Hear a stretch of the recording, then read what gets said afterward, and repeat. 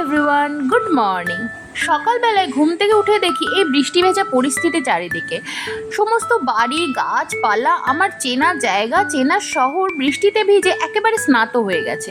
দেখতে বেশ ভালোই লাগছিল।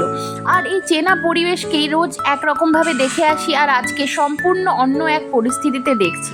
গাছগুলো বৃষ্টিতে সারা রাত ভিজেছে, দাঁড়িয়ে থেকে পাহারা দিয়েছে আমাদের, কিন্তু তাও কোনো ক্লান্তি নেই। দেখতে লাগছিল অপরূপ সুন্দর।